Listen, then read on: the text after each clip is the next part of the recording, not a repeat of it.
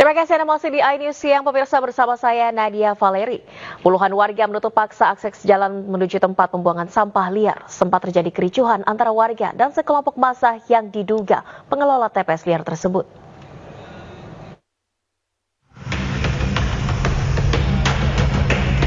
Dengan memasang portal permanen, puluhan warga menutup akses jalan menuju TPS liar di wilayah Cinere, Kota Depok, Jawa Barat, Minggu siang. Sempat terjadi kericuhan antara warga dan sekelompok massa yang diduga dari pengelola TPS liar saat dilakukan pemasangan portal. Namun, kericuhan dapat diredam oleh pihak kepolisian yang berada di lokasi. Keberadaan TPS liar sudah sangat meresahkan warga. Pasalnya asap pembakaran sampah sudah mengganggu lingkungan, ditambah bau tak sedap dari tumpukan sampah. Menurut Ketua RT Perumahan Panorama Bukit Cinere, upaya penutupan TPS liar sudah sejak 2009, namun tidak ada pengawasan dan ketegasan dari pemerintah Kota Depok. Ada kebakaran hebat juga, sudah sampai waktu itu para petugas sudah datang, damkar, polisi, kemudian tentara, Pemda juga sudah datang, tapi nggak ada tindak lanjut yang nyata di sini. Dan sekarang dampaknya sudah semakin meluas. Dulu hanya wilayah-wilayah tertentu saja yang ngerasainnya. Tapi sekarang hampir semua di wilayah sekitar sini, sekitar radius sekitar 10 kilometeran sudah ngerasain bau asapnya. Sedikitnya 9 perumahan di wilayah Cinere yang terdampak. Dan berharap adanya tindakan tegas dari dinas terkait untuk menutup keberadaan TPS ilegal tersebut yang sudah sangat meresahkan warga. Dari Depok, Jawa Barat, Iyung Rizky, iNews melaporkan. Pemirsa, upaya petugas Bea dan Cukai Batam menggagalkan penyelundupan ratusan ribu bibit lobster diwarnai aksi kejar-kejaran. Petugas menemukan ratusan bibit lobster senilai lebih dari 90 miliar rupiah.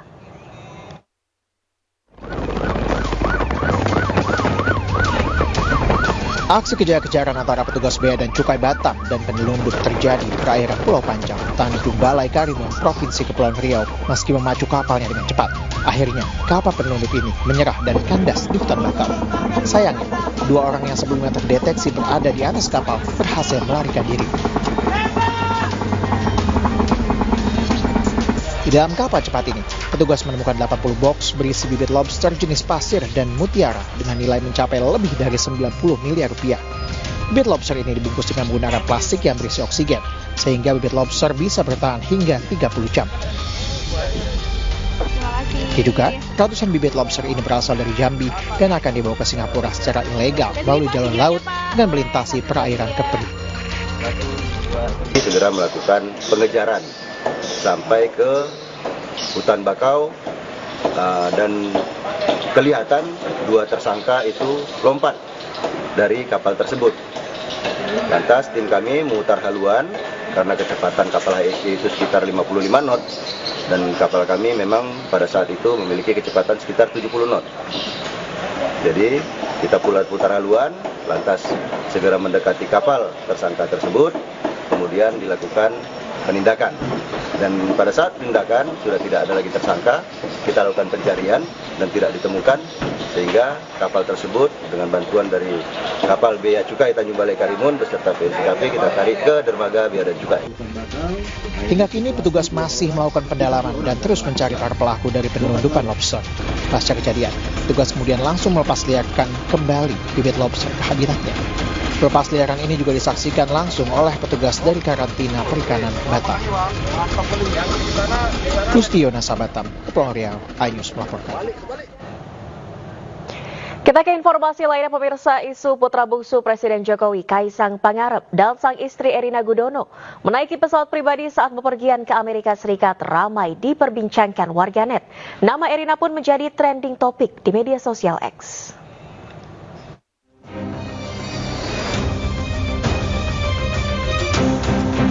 Putra bungsu Presiden Joko Widodo sekaligus Ketua Umum Partai Solidaritas Indonesia, Kaisang Pangarep, bersama sang istri Erina Gudono tengah menjadi sorotan publik. Keduanya diduga menyewa jet pribadi mewah untuk pergi ke Amerika Serikat. Hal ini terlihat dari unggahan Erina Gudono melalui akun Instagram pribadinya. Nampak tampilan kaca jendela pesawat yang diabadikan Erina menunjukkan dirinya tak berpergian menggunakan pesawat komersil.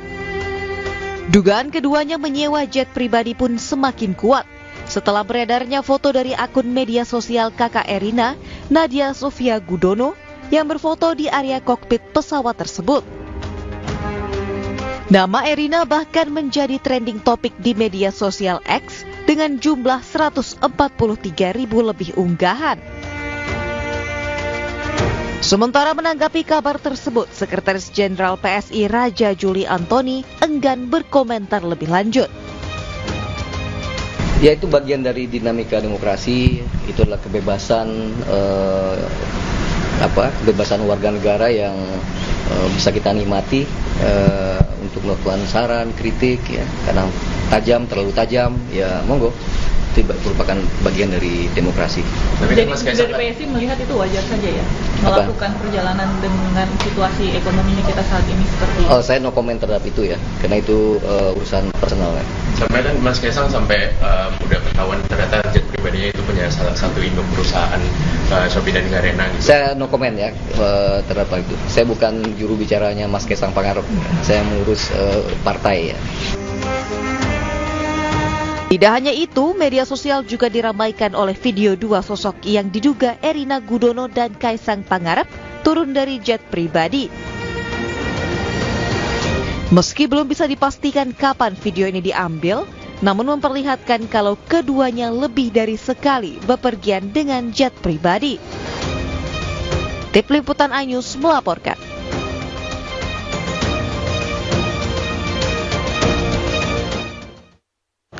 Pemirsa, Pemprov DKI Jakarta kembali melakukan uji coba makan bergizi gratis bagi siswa Sekolah Dasar Negeri 04 Cipayung, Jakarta Timur. Uji coba dihadiri langsung pejabat Gubernur DKI Jakarta Heru Budi Hartono. Satu persatu siswa Sekolah Dasar Negeri 04 Cipayung, Jakarta Timur diberikan satu kotak makanan bergizi gratis.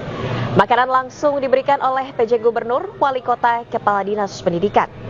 Menu makanan bergizi hari ini berupa nasi, telur goreng, capcay, tempe orek, dan buah anggur.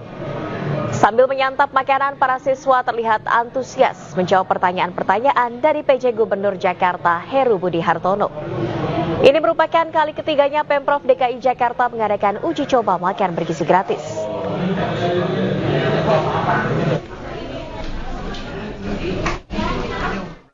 Sampaikan ya, tujuan kami adalah pemerintah DKI kalorinya tersampaikan, mereka juga bisa makan. Kalau kalorinya kita buat masak tapi adik-adik didik kita nggak mau makan atau kurang kan susah juga. Kita lihat kesukaannya mereka apa. Ini sudah mau melihat tadi sayurnya habis, buahnya dimakan, telurnya habis, nasinya separuh ya dimakan. Banyak kan tadi saya lihat. Sudah kita lihat menu-menu yang disukain anak-anak